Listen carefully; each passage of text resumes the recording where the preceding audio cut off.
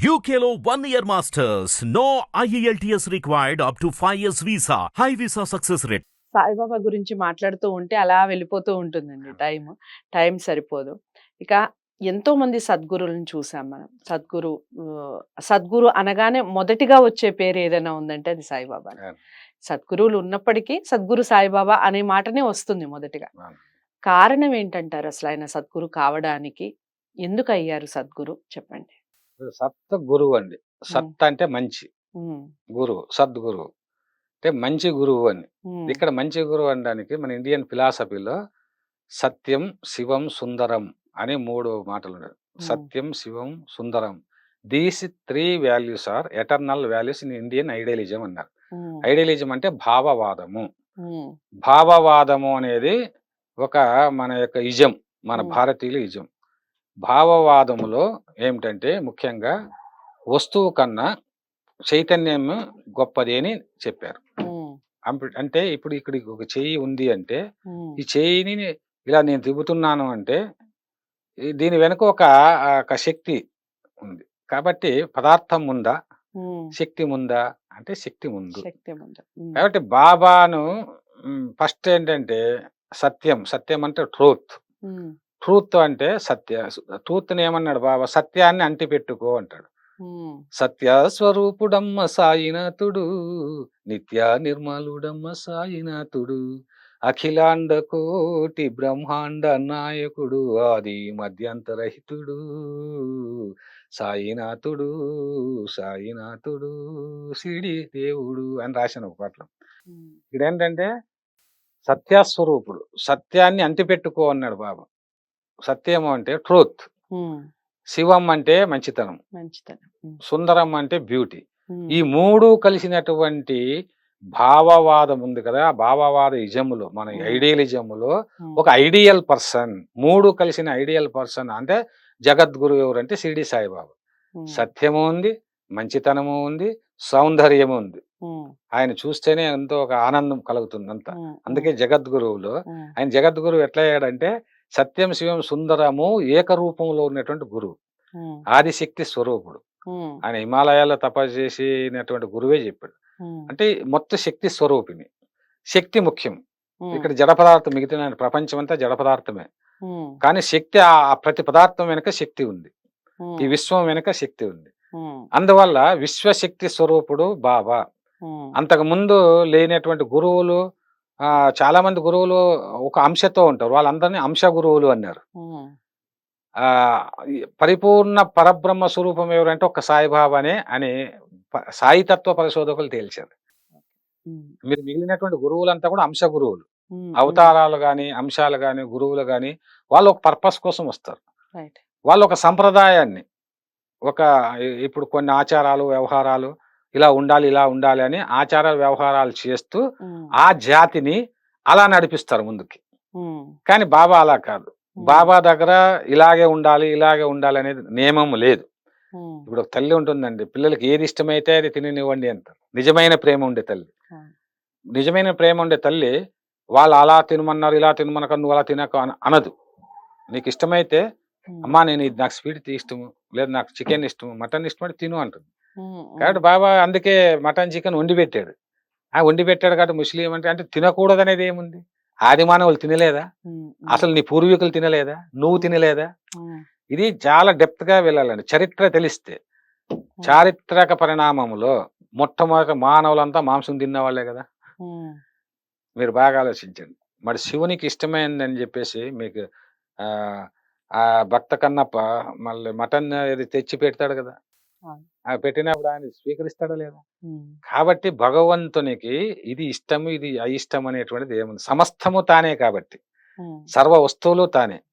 అలాగా ఈ భూప్రపంచములో సద్గురువు అయ్యారంటే ఆ సద్గురువు అని ఎందుకు వచ్చింది? రాజాదిరాజు, యోగిరాజు, పరబ్రహ్మ, సచ్చిదానంద, సమర్థ సద్గురువు అన్నారు. అంటే ఇన్ని పేర్లు ఎలా వచ్చాయంటే ఆయన చూపించిన లీలలు.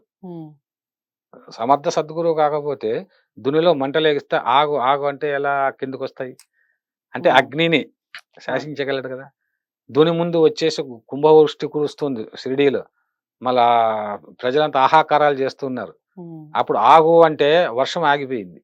అంటే పంచభూతాలు తానైతే తప్ప పంచభూతాలను ఆపలేరు కదండి. అవును. కాబట్టి సమర్థ సద్గురువు అయ్యాడు. ఉమ్, ఉమ్, మీరు ఏ విధంగా చూసినా ఉమ్, బాబా పరబ్రహ్మము అంటారు. పరబ్రహ్మం అంటే అంతా తానైనది, సర్వము తానైనది. గ్రహాలు, నక్షత్రాలు, విశ్వము, ఉమ్, ఈ కోటాను కోట్ల నక్షత్రాలండి. ఒక నక్షత్రం గురించి మనకు తెలియదు. ఇది సర్వము తానైనది. ఓకే. అందుకే అన్నాడు బాబా, నేను కేవలము షిరిడి సమాధిలో ఉన్నాను అనుకుంటే పొరపాటు. మీ వెంట ఉంటా. రేగే అడుగుతాడు. బాబా రేగేను, అరే నాయనా నీకు నా ధనాగరంలో ఎంతో ధనం ఉంది, ₹5 కావాలా, ₹100 కావాలంటే ఉమ్, అతను కొద్దిగా ఆలోచించి జన్మ జన్మలకు నువ్వే కావాలి అంటాడు. ఉమ్, అప్పుడు జన్మ జన్మలకు సాయినాథుడు. సాయినాథుడు నేను ఉంటానని హామీ ఇస్తాడు. రైట్. ఇక్కడ మనం గమనించాల్సింది ఏంటంటే, ఇప్పుడు ఒక జన్మలోన మన భార్య, పిల్లలు, బంధువులు, ధనము ఇది అంతా ఉంటుంది. ఉమ్, ఇది ఇది మాయ. ఉమ్, ఉమ్, అందుకే బాబా అన్నాడు, అటగట మాయ అనేటువంటిది నన్ను ఒక చోట నిలవనివ్వదు. ఉమ్, కాబట్టి మీరు మాయలో పడకండి. ఉమ్, అన్ని వదిలి నన్నే నమ్ముకుంటే, నన్నే అమితంగా ప్రేమిస్తే, ఉమ్, మీరు సర్వము వదిలి నన్ను ప్రేమిస్తే నేను మిమ్మల్ని ప్రేమిస్తాను. Right. Look to me, I will look to you అన్నాడు. ఉమ్, ఉమ్, అందుకే ఇవాళ సద్గురు ప్రపంచవ్యాప్తంగా ఎక్కువ మంది బాబా భక్తులు అయ్యారంటే నిజంగా బాబా ఇంకొక విషయం కూడా చెప్పారండి. ఒక భక్తుడు వెళ్ళి వీళ్ళు అంటే పెళ్ళిళ్ళు, ఉద్యోగాలు కావాలని, అది కావాలి, ఇది కావాలి, నీ దగ్గరకు వస్తున్నారు బాబా అంటే, రానివ్వు, నువ్వు అడ్డు చెప్పకు అంటాడు. ఉమ్, వాళ్ళు ఏది కావాలో అంతా నేను ఇచ్చే వరకు, ఉమ్, నేను ఇచ్చేదేదో వాళ్ళు కోరుకునేంత వరకు నేను ఇస్తాను అంటాడు. ఆ, నేను అంటే ఇస్తున్నాను అంటే నేను అప్పుడు నమ్ముతారు. ఉమ్, అందుకే మీరు ఫస్ట్ కోరండి ఏం కోరుతారని, అది రుజువు అన్నమాట. ఓకే. అందుకే ఇప్పుడు నేనున్నానండి, సపోజ్ నాకు ఇది కావాలని ఎన్నో కోరుకున్నాను నా జీవితంలో.